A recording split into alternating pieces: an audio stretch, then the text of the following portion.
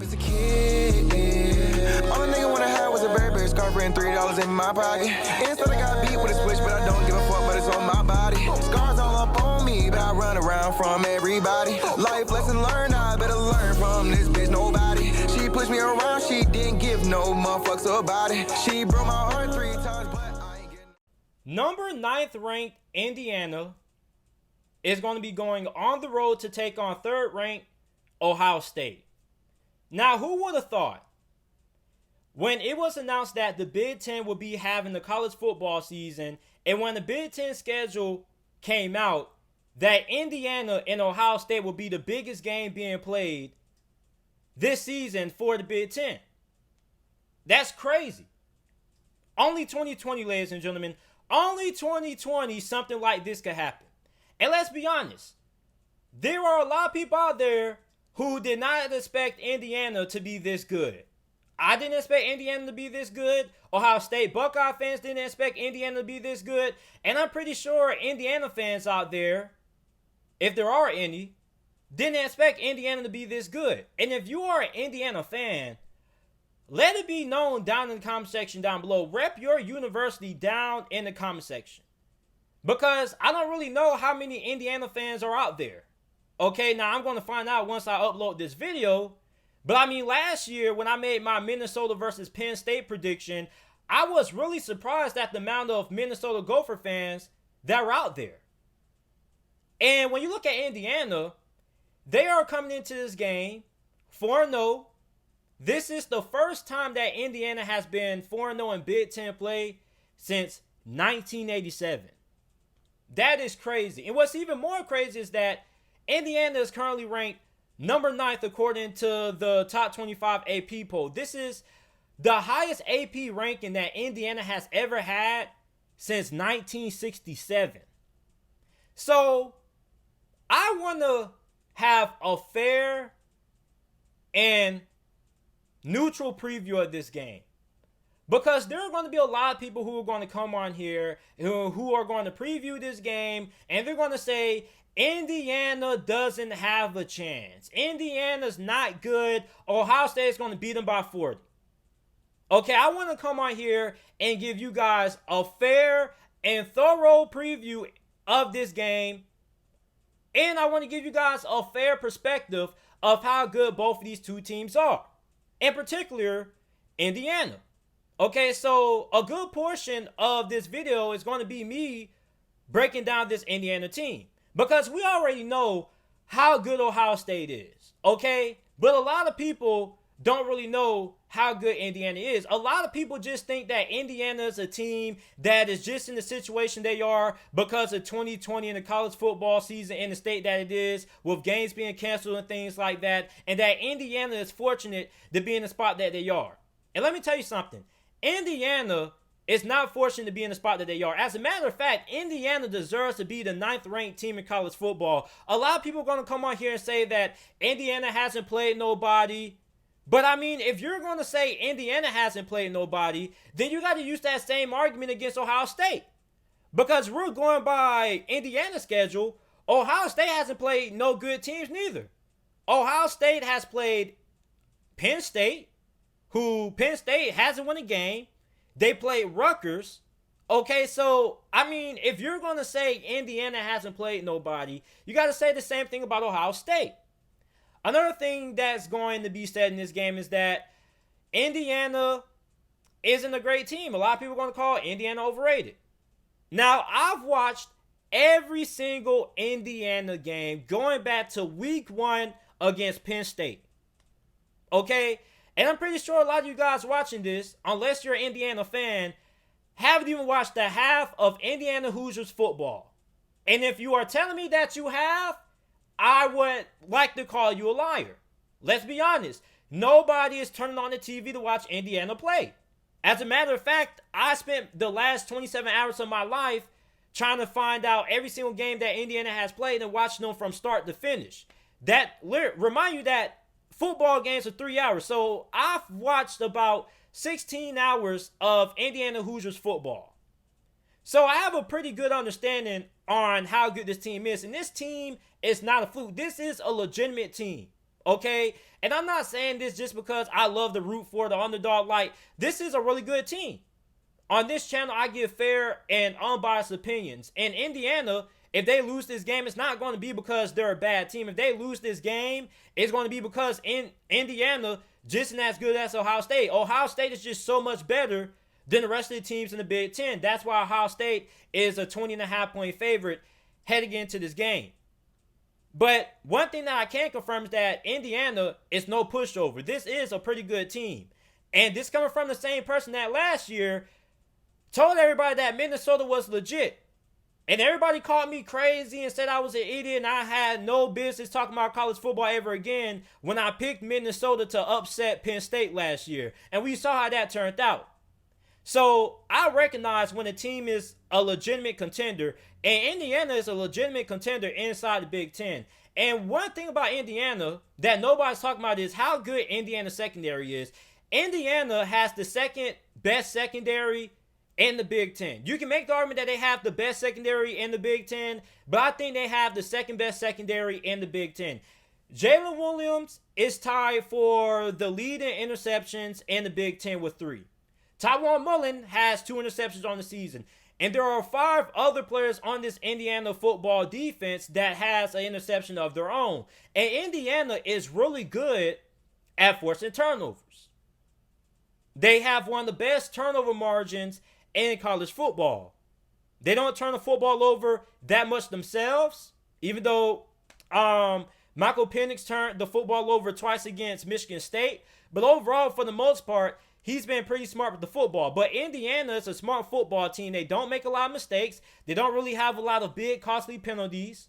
So they're going to have to keep that up. If they want to beat Ohio State, and I'll be honest with you, they're going to have to play a flawless game, and they're going to have to force Ohio State to make some mistakes. And that's going to be another question. Can Indiana force Justin Fields to make any mistakes?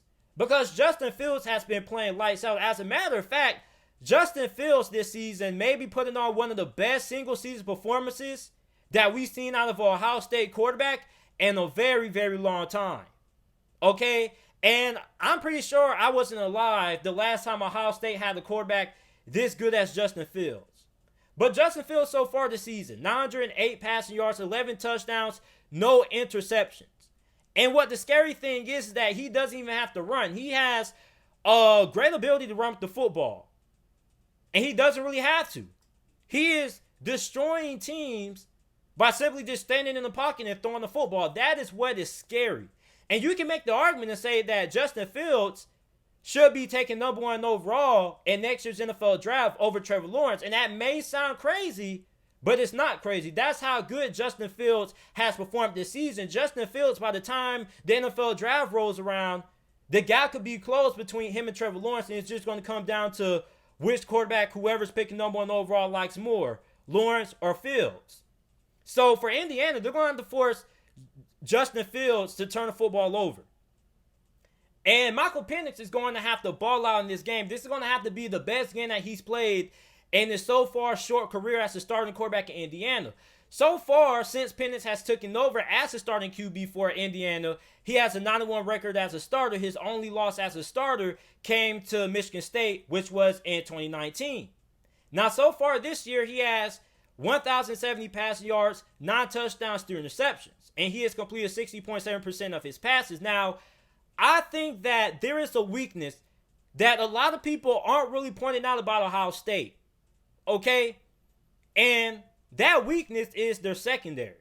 And that's why I feel Indiana has a better chance to win this game than what a lot of people give them credit for. Okay? Because Ohio State's secondary has not been all that great.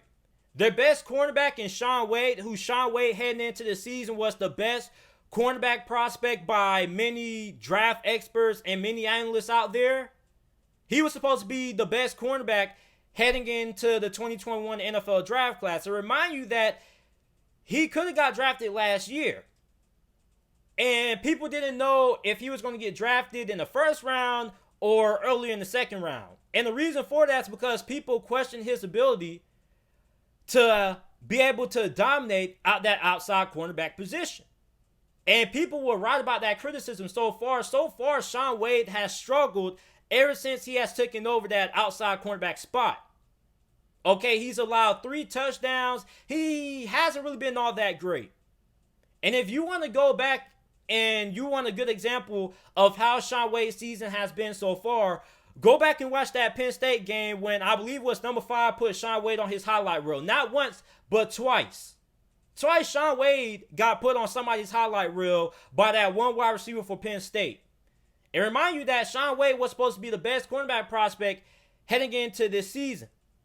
So you look at this Ohio State secondary. I'm not saying that Ohio State secondary is bad, but I am saying that this is a secondary that is going to be matched up against one of the best wide receiving corps in the Big Ten. Okay? Indiana has a really good group of wide receivers. And Indiana may have one of the balanced groups of wide receivers that you may see in college football. You see, a lot of college football teams, they either have fast, shifty guys who are like 5'10", 5'11". Yeah, you may have a couple of guys who are 6'2" here and there. Then you have a couple of other colleges who have nothing but big physical wide receivers like Iowa State, for example. But one thing about Indiana is that they have the perfect blend of both. They have guys who are fast guys in the slot mostly, and they have guys outside who are big and physical. Okay? You have Walt Fowler, who is pretty much the slot wide receiver for Indiana. I think that he is their most talented wide receiver on their roster so far. He was second team All Big Ten in 2019. Then you have another great wide receiver for Indiana, and Ty Farfogel, who is 6'2", 214 pounds, and was Big Ten Offensive Player of the Week last week against Michigan State when he caught 11 passes for 200 receiving yards and 2 touchdowns. So Indiana has the weapons to take advantage of a pretty questionable Ohio State secondary. Now, here is where my concern lies with Indiana in terms of how this offense is going to perform. I don't think that Indiana is that great up front. And a lot of people are calling Indiana this year's Minnesota. Indiana and Minnesota are a little bit different. I understand where people are getting that comparison from because Indiana's having a Cinderella season and Minnesota kind of came out of nowhere. But Minnesota's offensive line is way, way better than Indiana's offensive line. And that's not a knock against Indiana's offensive line. I'm just saying that Minnesota's offensive line is just superiorly better than what Indiana's offensive line is. And that's where my concern lies because Indiana is not that great at running the football. As a matter of fact, they're only averaging 3 yards per carry. And that's why they don't win on first and second down that much. And here's another concern that I have about Indiana. I feel like Indiana has too many prayer balls. And what I mean by prayer balls, or let me rephrase that, bailout plays. And when I say bailout plays, I'm saying it's third and long, and Michael Penix is just throwing the football up and praying to God that his wide receivers come down with it. That's what a lot of Indiana's offense has been so far this season. Literally, go back and watch that game against Michigan. That's a good example. Like, Michael Penix was literally just throwing the football up, and his wide receivers were coming down with it. It's like they were throwing alley-oops on the football field. Instead of throwing alley-oops with the basketball, they were using the football. And it's nothing wrong with that, you know. But at the end of the day, I still would like Indiana to be more efficient on offense because Michael Penix can throw those jump balls all day, but eventually you're going to have a couple of those jump balls if you're facing a good defensive back that's going to end up getting picked off. He had an interception that he thrown against Michigan State last week when he was under the blitz. He was trying to make something happen, and he basically threw one of those bailout balls, and it ended up getting picked off. That was actually one of the first plays that took place during the game. So for Michael Penix, he has to be efficient, and Indiana has to be efficient on offense. I think they are too dependent on having those big plays. I think they're too dependent on having those bailout throws. And you're not going to beat Ohio State by having a lot of those big bailout throws. You're going to have to beat Ohio State by being efficient, going down the football field, and being methodical on offense. And the biggest question about Indiana in terms of can they win this game is going to be, can they win on front on the line of scrimmage? Now, Ohio State is really good. They're stacked. I know they've lost a couple of guys up front to the NFL, but they bring in 4 and 5 star guys every single year, so it's next man up. They're probably going to have another guy in the next 3 years or so that's going to be another top 10 pick that's going to be a great pass rusher. So if you're Indiana, can you win up front at the line of scrimmage? Because if Indiana can't win up front, this game is over. All right? We don't even need this. You don't even need to watch this game if Indiana can't win up front. Because if you want to pull off the upset, you have to be able to win up front. You have to take care of the football, and you can't commit a lot of penalties. And if Indiana can't win at the line of scrimmage, then they already lost the game.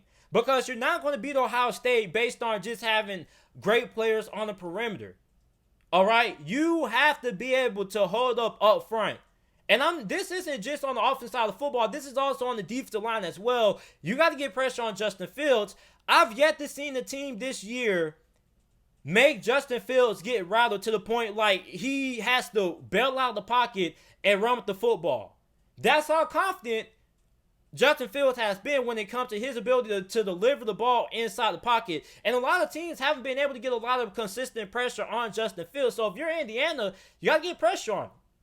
And the most important thing is going to be, aside from being able to dominate the line of scrimmage, is going to be Indiana needs to win on first and second down. They need to pick up big yardage on the early downs. They need to pick up at least 4 or 5 yards on first and second down. On first down, they need to pick up 4 yards. On second down, you need to pick up 3 yards. And why that's so important is because when you're facing a team that is better than you from a talent standpoint, you need to put yourself in third and manageable situations. All right?